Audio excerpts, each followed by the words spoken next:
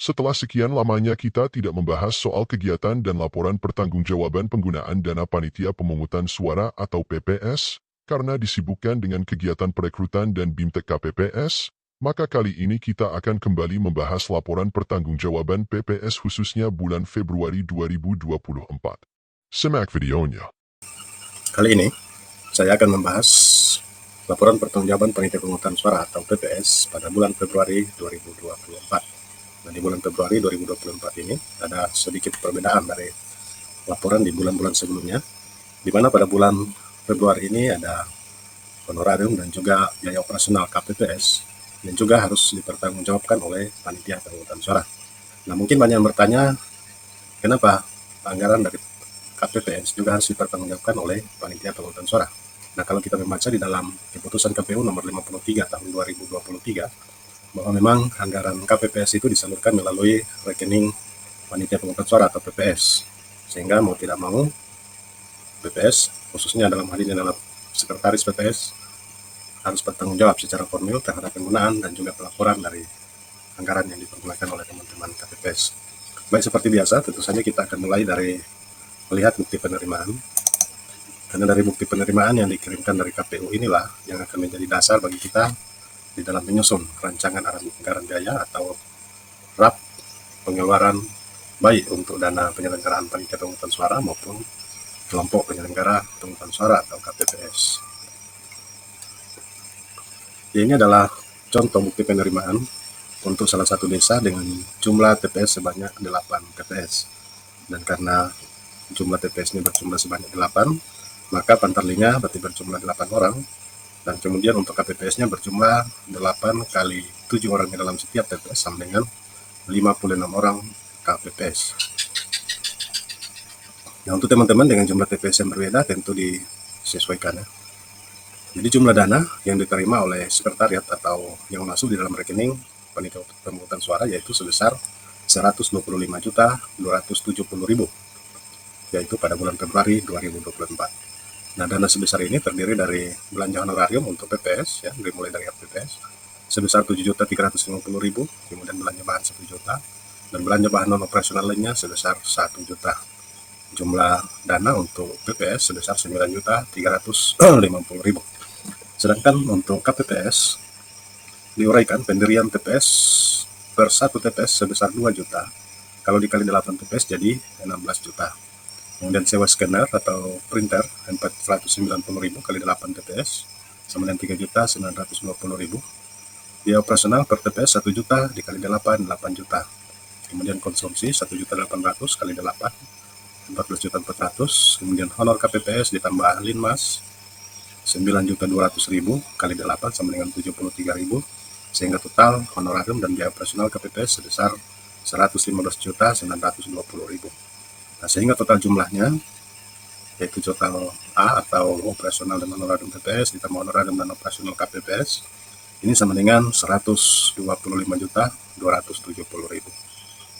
Nah, jadi setelah bukti penerimaan ini sudah diketahui, maka kemudian kita lanjut ke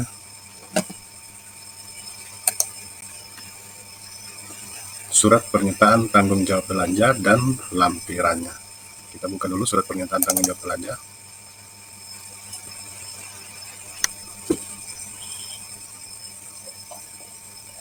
Ya, tidak jauh berbeda dari surat pernyataan tanggung jawab belanja di bulan-bulan sebelumnya. Yang membedakan hanya nilai uangnya. Jadi di sini menyatakan dengan sesungguhnya bahwa bertanggung jawab atas penggunaan dana pemilu bulan Februari tahun 2024 sebesar 125.270.000. Dan kemudian kita masuk ke lampiran SPTJB. Ya, di sini untuk lampiran surat pernyataan tanggung jawab belanja pada bulan Februari 2024 ini belum diisi. Dan yang di sini lampiran surat pernyataan tanggung jawab belanja untuk bulan Januari tahun 2024. Jadi bulan Januari juga ada penambahan anggaran, nah. Jadi bukan hanya biaya operasional PPS, tetapi di sini juga ada anggaran yaitu biaya konsumsi untuk pelantikan dan BIMTEK sebesar 71.000 per 1 KPPS. Kemudian di sini ada penambahan biaya transportasi yaitu sebesar 75.000 per 1 orang KPPS. Dan ini adalah gambaran umum di bulan Januari. Nah, sekarang kita akan isi untuk bulan Februari 2024. Nah, bagi saya yang biasa saya lakukan untuk mengisi format ini, saya mulai dari sini, jumlah dana yang sudah dibelanjakan sampai dengan bulan lalu. Nah, kenapa dari sini? Karena data untuk penggunaan dana sampai dengan bulan lalu itu sudah ada di data lampiran surat pernyataan tanggung jawab belanja bulan sebelumnya.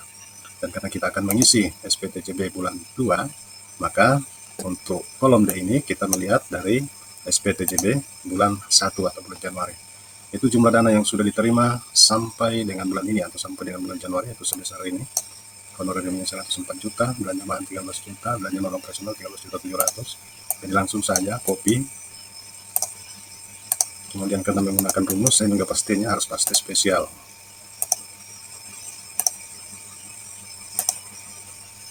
Kalau tidak paste spesial nanti tidak terbaca. Nah, setelah itu kemudian melihat jumlah dana yang sudah diterima sampai dengan bulan ini.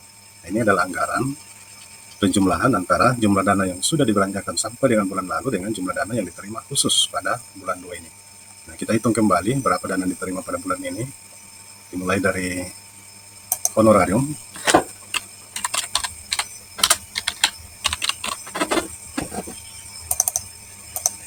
Honorarium PPS 7.350.000. Nah, kemudian honorarium KPPS plus Linmas untuk 8 TPS, kita lihat di bukti penerimaan tadi, sebesar 73.600.000. 73.600.000. Kemudian kita jumlahkan.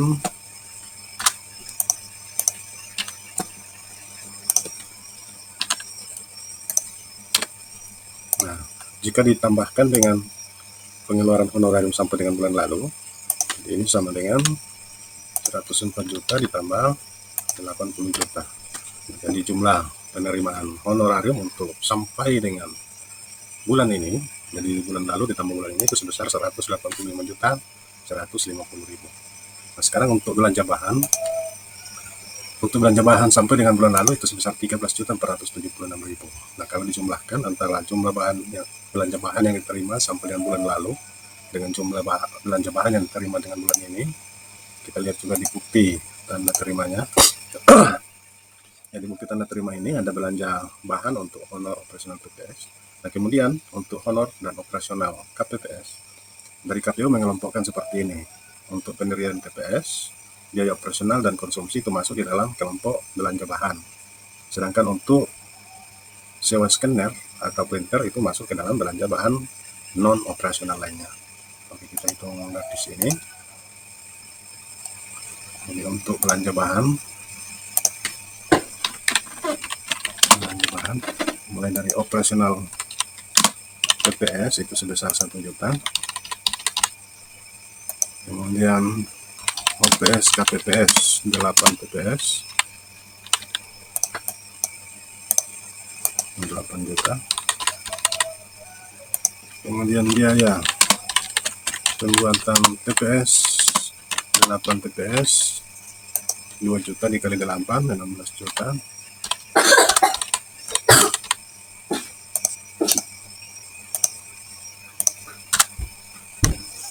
Kemudian konsumsi KPPS 1.800.000 kali 8 TPS tadi sama dengan 1.800.000 kali 8 TPS 14.400.000. Ya, 14.800.000. Nah, totalnya ini sama dengan, jadi untuk belanja bahan khusus untuk belanja bulan ini totalnya sama dengan 39.400.000 ditambah 13.476 sama dengan 52.876.000.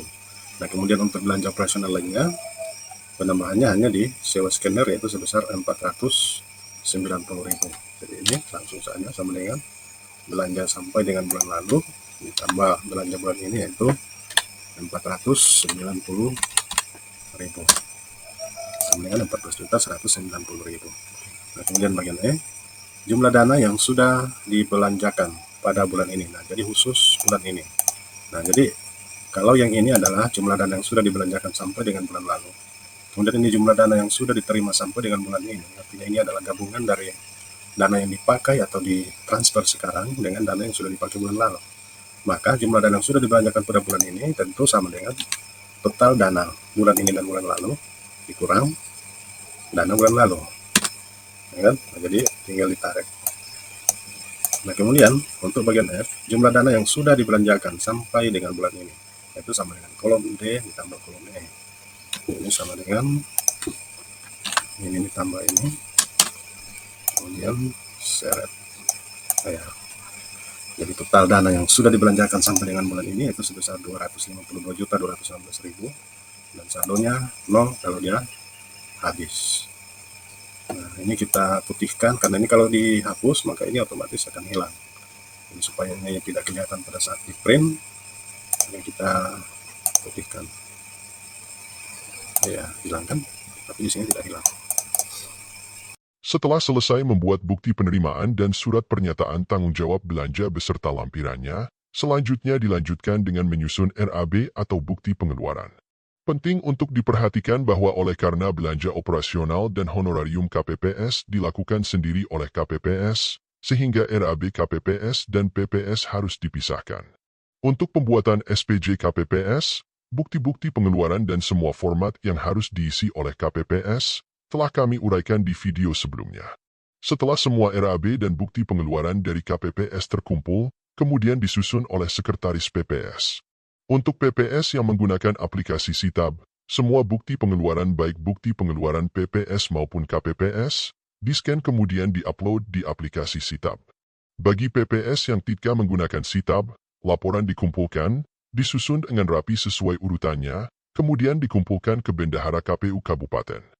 Demikian video kita kali ini. Jika ada yang perlu didiskusikan, silakan tuliskan di kolom komentar di bawah video. Terima kasih sudah menonton, semoga bermanfaat.